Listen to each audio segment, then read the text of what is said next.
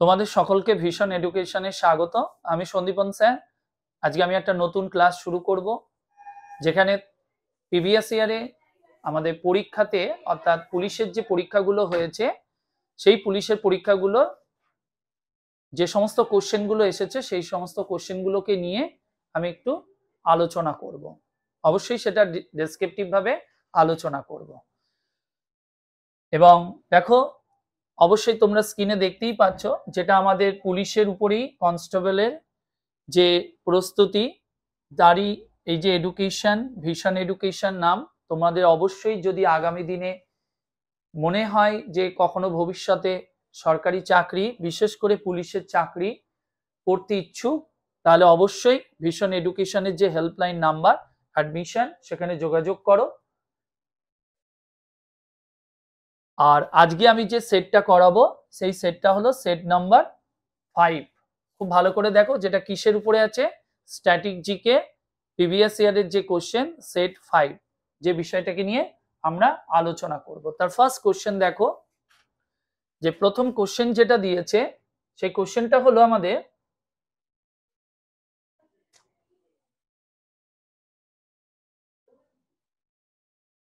দেখো কি দিয়েছে কোশ্চেনটা, যে ভারতনাট্যম নিম্নলিখিত কোন রাজ্যের নৃত্য। দেখো, এই যে ভারতনাট্যম যে ডান্স, এটা হলো আমাদের দেশের যে 8টা ক্লাসিক্যাল ডান্স। আমি এর আগের ক্লাসগুলোতে বহুবার আলোচনা করেছি। তো এই ভারতনাট্যম নৃত্য ভারতবর্ষে 8টা ক্লাসিক্যাল ডান্সের মধ্যে এটা একটা, এবং এটা মনে রাখবে ভারতবর্ষের জাতীয় নৃত্য, অর্থাৎ এটাকে আমরা কি বলি, ন্যাশনাল ডান্স বলতে পারি। এবং এটা ভারতের কোন রাজ্যে, তাহলে মনে রাখবে তামিলনাড়ু রাজ্যের এটা একটা নৃত্য। এছাড়াও অন্ধ্রপ্রদেশের যদি ক্লাসিক্যাল ডান্স যদি বলা হয় কি, তাহলে মনে রাখতে হবে কুচিপুড়ি, কুচিপুড়ি। আর কেরালার যদি বলি, একমাত্র ভারতের রাজ্য কেরালা, যে রাজ্যে 2টি ক্লাসিক্যাল ডান্স রয়েছে, একটা হলো মোহিনীআট্টম, আরেকটা হলো কথাকলি। ওকে, কর্ণাটক রাজ্যে কিন্তু কোনো ক্লাসিক্যাল ডান্স নেই। এবার আসি আমরা পরের কোশ্চেনে। পরের কোশ্চেনটা দেখো কি রয়েছে, সম্প্রতি নিম্নোক্ত কোন দেশ স্বয়ংচালিত ট্রেন চালু করেছে। কোন দেশ? জার্মানি যেটা চালু করেছে, যেটা আমাদের কোন পরীক্ষায় এসেছিল, ওয়েস্ট বেঙ্গলের যে এনভিএফ অগ্রগামী 2021-এর একটি পরীক্ষা, যে পরীক্ষাতে এই কোশ্চেনটা এসেছিল। পরেরটা দেখো কি বলেছে, গির অভয়ারণ্য কোন রাজ্যে অবস্থিত। তাহলে মনে রাখবে গির অভয়ারণ্য এটা গুজরাটে অবস্থিত, এবং যেখানে এশিয়াটিক লায়ন দেখতে পাওয়া যায়। এবং এটি কবে চালু হয়েছে? 1965-তে এটা শুরু হয়েছিল। কবে বললাম? 1965। পরেরটা বলেছে আদিনা মসজিদ নিম্নলিখিত কোন স্থানে অবস্থিত। তো মনে রাখবে আদিনা মসজিদ পশ্চিমবঙ্গের মালদা জেলার পান্ডুয়া বলে একটি জায়গা, তো যেখানেই তোমার এটা অবস্থিত। কোনটা? আদিনা মসজিদ। এবং এটা কার আমলে তৈরি হয়েছে? সিকান্দার শাহ শাসনকালে এই আদিনা মসজিদ যেটা তৈরি করা হয়েছিল। পরের কোশ্চেনটা কি বলেছে, মীরাবাই চানু। প্রথমত মীরাবাই চানু তিনি এখানে দিয়েছে কোন রাজ্যের বাসিন্দা। প্রথমত রাজ্যটা হলো মণিপুর রাজ্যের বাসিন্দা। এবং ইনি যদি বলা হয় কোন খেলার সঙ্গে যুক্ত, তাহলে মনে রাখবে ওয়েট লিফটিং, অর্থাৎ বাংলায় যাকে আমরা বলি ভারোত্তোলন। আর ইনি কোথায় জন্মগ্রহণ করেন, বা ওনার বাড়ি অ্যাকচুয়াল অ্যাড্রেস যদি বলি, মণিপুরের ইম্ফলে ইনি থাকেন বা জন্মস্থান। আর ইনি কোন খেলা? ওয়েট লিফটিং এর সঙ্গে যুক্ত। পরের কোশ্চেন দেখো কি বলেছে, কোন দেশে ফিফা প্রতিষ্ঠিত হয়েছিল। ফিফা মানে আন্তর্জাতিক যে ফুটবল সংগঠন, আন্তর্জাতিক ফুটবল সংগঠন ফিফা। তো এই ফিফা যদি বলা হয় কবে তৈরি হয়েছে, 1904। ফিফা কবে তৈরি হয়েছে? 1904।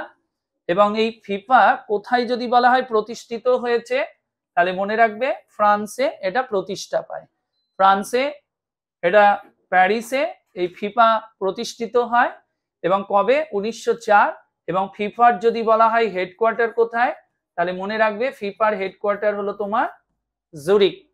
ঠিক আছে, ফিফার হেডকোয়ার্টার কোথায়? জুরিক।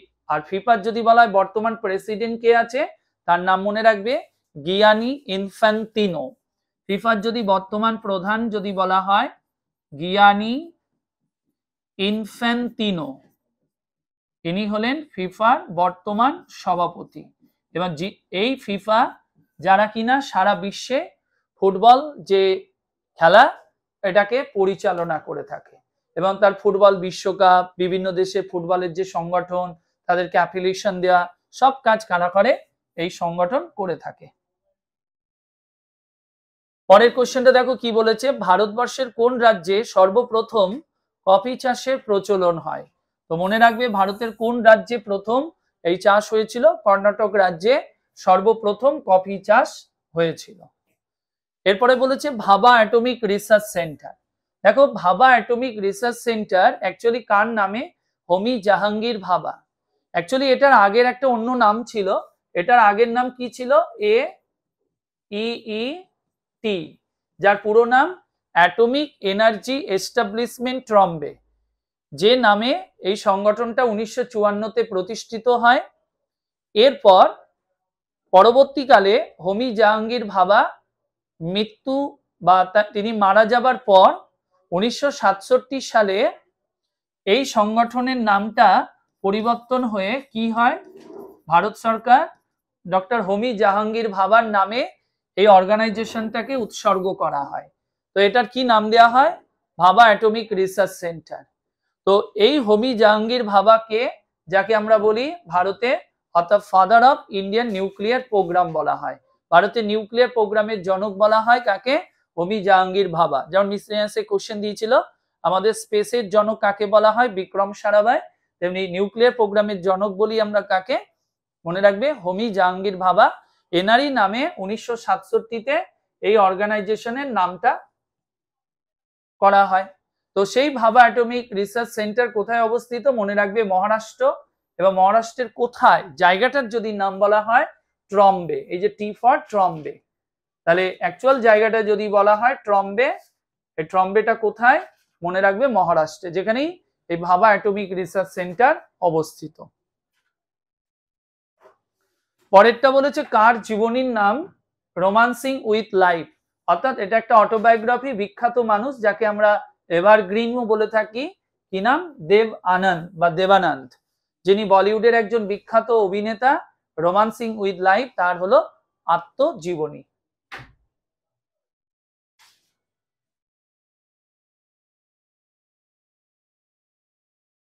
বলেছে নিম্নোক্ত কোনটি ভারতের একটি শুল্কমুক্ত বন্দর? দেখো এখানে অপশন দেখলে অ্যাকচুয়ালি দুটো এখানে হতে পারে, বাট প্রথম যদি বলে ভারতবর্ষে শুল্কমুক্ত বন্দর যদি বলা হয় ফার্স্ট কোনটা ছিল? কান্ডালা। এবং পরবর্তীকালে যদি বলা হয় কোনটা হয়েছে, সেকেন্ড হলে মুম্বাই। বাট এখানকার অপশন যেহেতু দুটো রয়েছে মুম্বাই এবং কান্ডালা, তো সেই জন্য আনসার আমরা কোনটা করব? মুম্বাই করব, যেহেতু রিসেন্ট এটাই লেটেস্ট মুম্বাই শুল্কমুক্ত বন্দর, সেই জন্য আনসার এটা করব। বাট দুটোই কিন্তু আনসার হয়, মুম্বাই এবং কান্ডালা ভারতে এই মুহূর্তে দুটোই শুল্কমুক্ত বন্দর হিসাবে এই দুটোকে আমরা বলি। বাট এটা অনেক পুরনো, মুম্বাইটা রিসেন্ট যদি বলা হয়, সেই জন্য আনসারটা মুম্বাই নিয়েছি।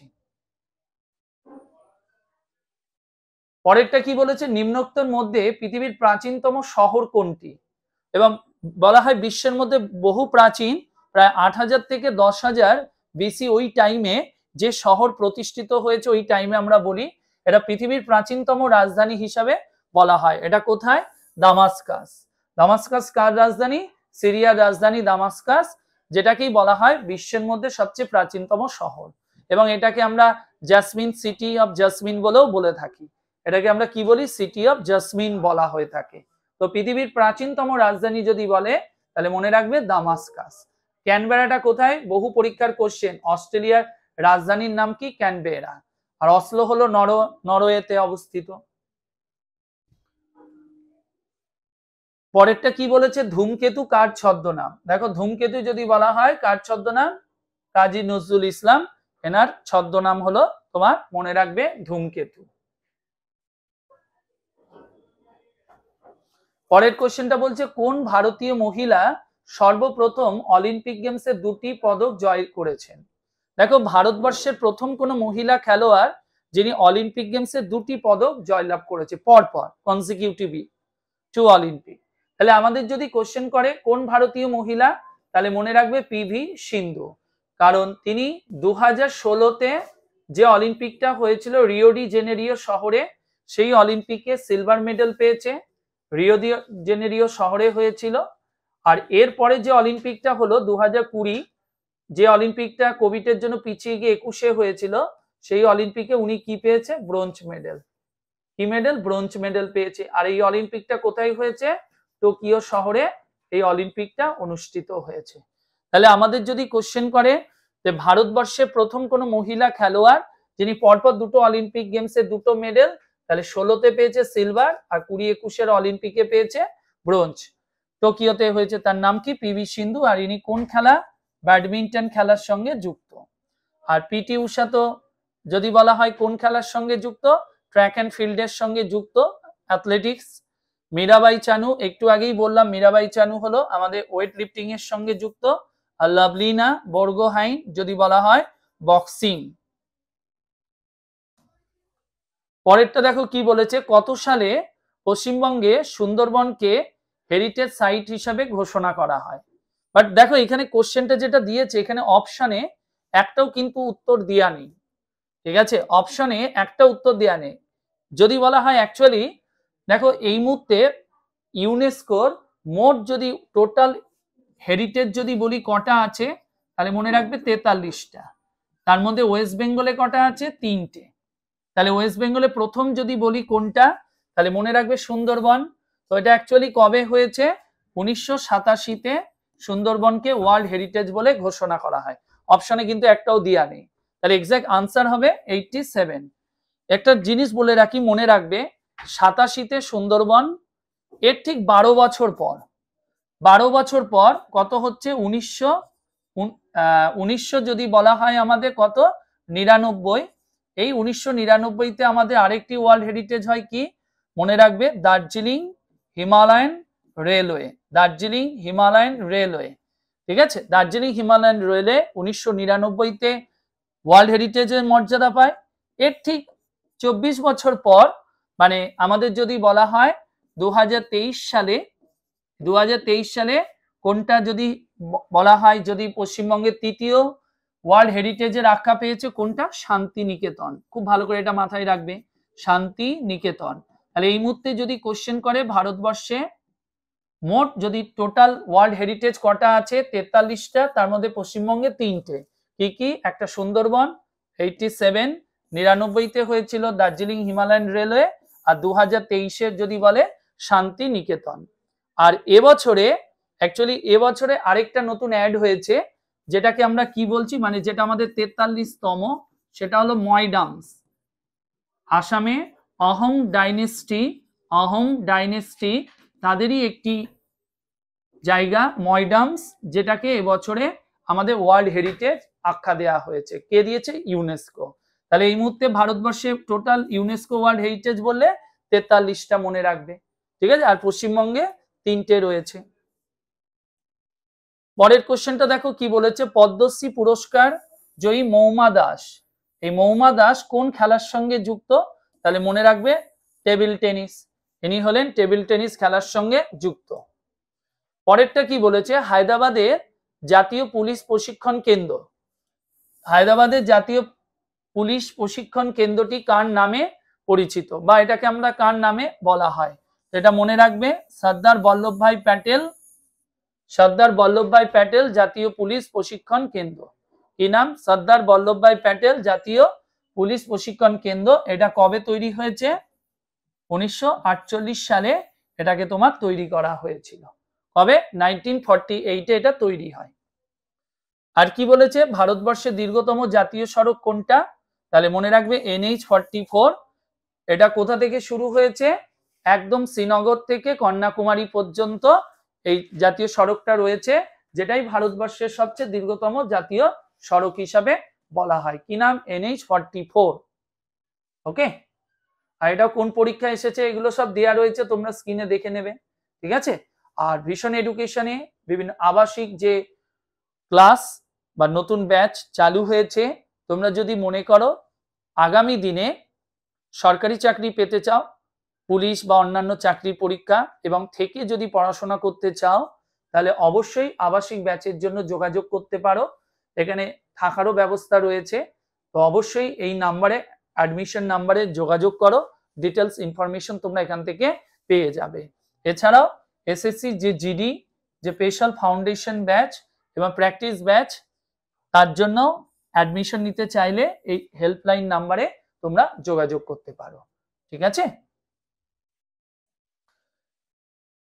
এইটা দিয়েছে স্পেশাল প্র্যাকটিস ব্যাচ এবং অনলাইন রিভিশন ব্যাচ, ডাব্লিউবিপি এবং কেপি, এবং তার সমস্ত অ্যাডমিশন নাম্বারগুলো এখানে রয়েছে।